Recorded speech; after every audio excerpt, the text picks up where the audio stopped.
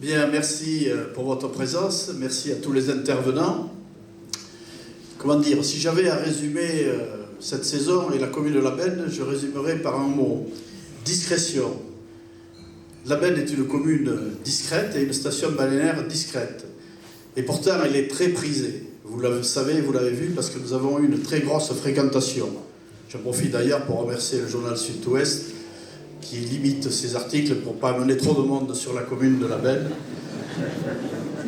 Une grosse fréquentation en matière d'eau potable, notamment dès le mois de juin et dès le mois de juillet, puisque notre fournisseur d'eau, le syndicat départemental, nous a alertés. Alors non pas que les gens consomment plus, mais effectivement, il y avait une grosse fréquentation sur notre commune. Cette fréquentation elle est due essentiellement aux infrastructures, notamment les campings. Et je vais mettre en exergue un camping, peut-être deux d'ailleurs. Si vous n'avez pas vu, vous avez un reportage tout à fait magnifique qui a eu lieu sur l'émission Capitale du Sylvamar, un reportage qui traitait de plusieurs campings. Et ce reportage fait une belle publicité à la fois au camping de Sylvamar, mais également à la commune de La Benne. Et de l'autre côté de ce type d'hébergement, il y a le camping municipal Les Pins Bleus, qui permet là aussi d'accueillir à la fois des gens qui ont beaucoup plus de moyens, qui peuvent se payer des 5 étoiles et magnifiques comme le Sylvamar, ou d'autres personnes qui préfèrent un camping un peu plus naturel, un peu plus simple comme les Pins Bleus. Et vous savez qu'ici, nous avons, si on compte le comité d'entreprise et RATP, nous avons 6 campings, qui fait que cette fréquentation est importante tous les ans. La saison a été aussi très surveillée, ça a été dit par les intervenants précédents, très surveillée, non pas qu'il y avait eu beaucoup de délinquance, les statistiques montreront que la station est familiale à La Benne essentiellement, n'est-ce pas?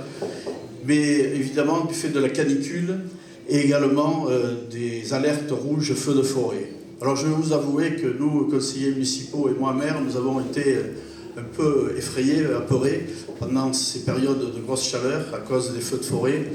Mais je voudrais quand même mettre à l'évidence le civisme des gens. Parce que certes, on a tous vu des gens qui allaient en forêt, un petit peu parfois par méconnaissance, mais il y a eu beaucoup de civisme parce que heureusement, nous n'avons pas eu d'intervention ici dans le Sud-Landes, comme malheureusement ça a été fait dans le nord des Landes et en Gironde. Cette saison a été aussi une saison très animée par les associations d'abord. Ça a commencé par l'Andes Itapas. Alors l'Andes Itapas c'était un peu comme aujourd'hui. Ça a subi un petit peu les affres du temps, mais le vendredi a eu une belle fréquentation.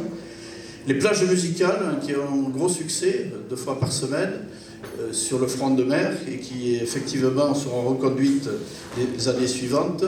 Il y a eu les manifestations aussi Maxi 4 que François Lousteau, je ne sais pas s'il est là, accompagne depuis plusieurs années, qui préfigure la construction du pôle d'art plastique fin d'année, début d'année prochaine, Maxi 4, qui est consacré à l'art plastique, à l'art contemporain, dans la forêt magnifique qu'on a dû protéger à plusieurs reprises d'ailleurs, qui est le théâtre de verdure à La Benne.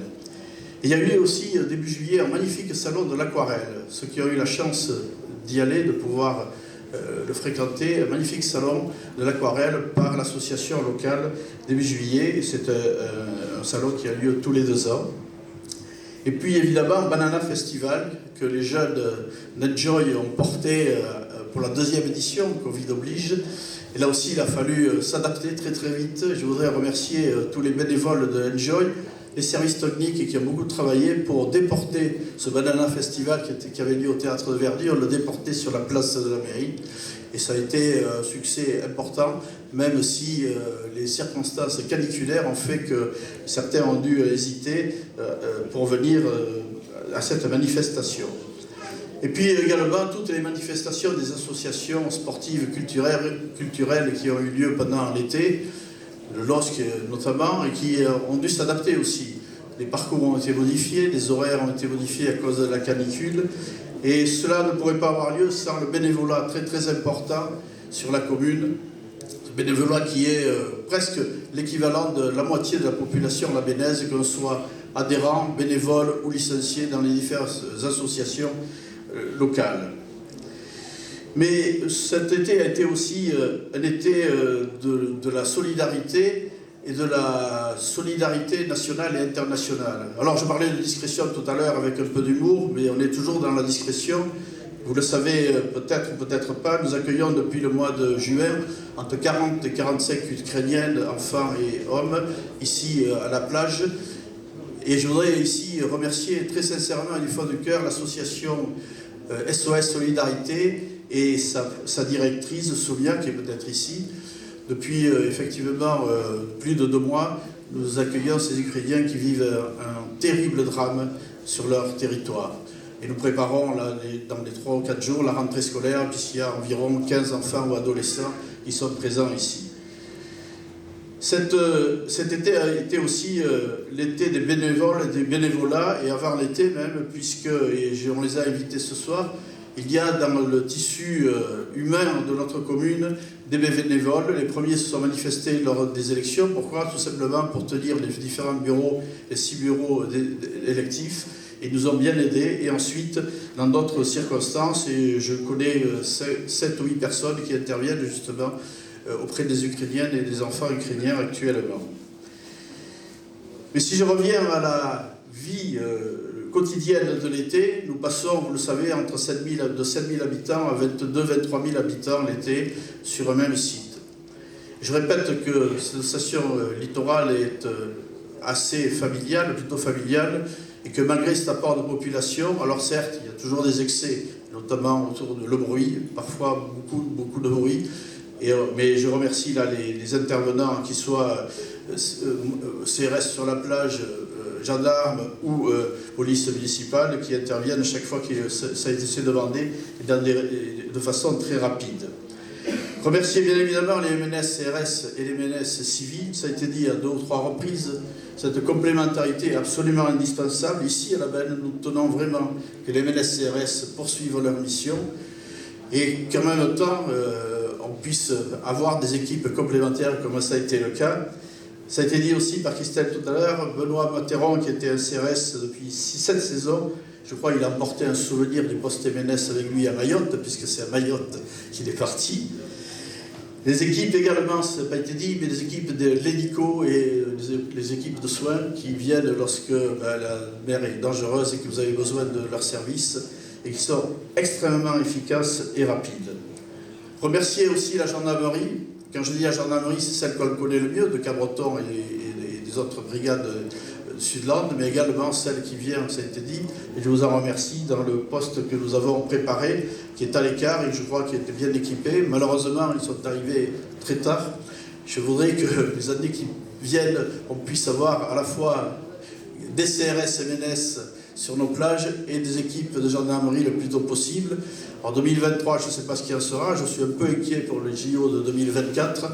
Je ne voudrais pas que ce soit le départ de laisser faire en matière d'équipement CRS et d'équipement gendarme, parce que ça serait catastrophique au moment où la population estivale est de plus en plus importante sur notre côte, et je ferai en sorte, avec mon ami le maire d'Ors, qui est aussi concerné quand même, pour qu'on puisse, au niveau de la communauté de communes, faire en sorte qu'on fasse pression pour que ces troupes perdurent dans les années à venir, et notamment en 2024.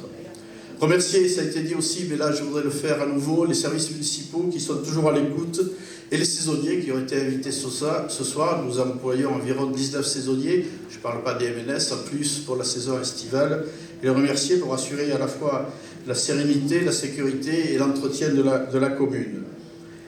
Remercier, et ça a été dit, alors pour ce qui est des saisonniers et des services municipaux, ils n'ont qu'un gros problème l'été, c'est quand ils voient arriver le maire à bicyclette sur les chantiers ou dans les rues, parce qu'il sait qu'il va envoyer quelques SMS ou quelques mails pour voir si des choses ont été faites ou sont à faire. Remercier bien évidemment les pompiers qui ont été, comment dirais, héros malgré eux.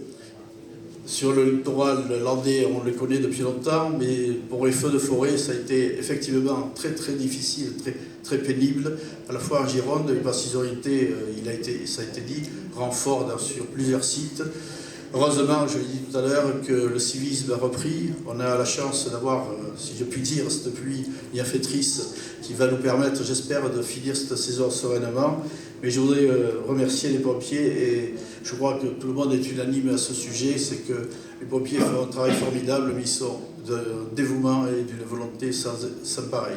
Merci en tout cas pour tous les corps de sapeurs-pompiers qui travaillent autour de nous et avec nous.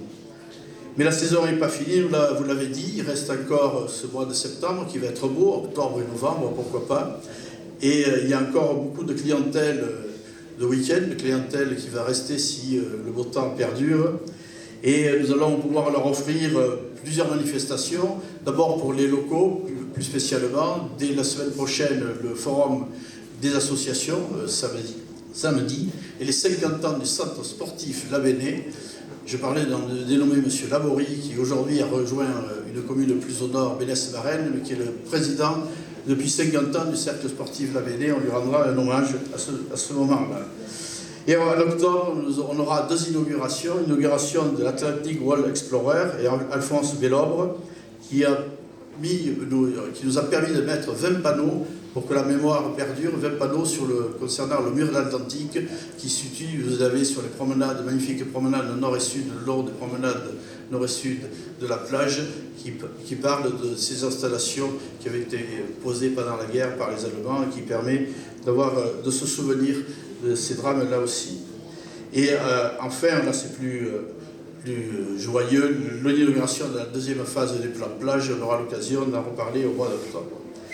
Et merci enfin à tous les élus qui ont été attentifs dans la discrétion, là aussi, tout cet été, à la fois sur la vie municipale, mais également sur la vie touristique et sur les relations que l'on peut nouer avec les différents intervenants extérieurs et qui auront assuré pendant tous les week-ends, comme toute l'année, des permanences de week-end avec les services techniques. Merci à vous tous et j'espère qu'on profitera tous ensemble de notre temps magnifique dans la sérénité, la paix et la discrétion.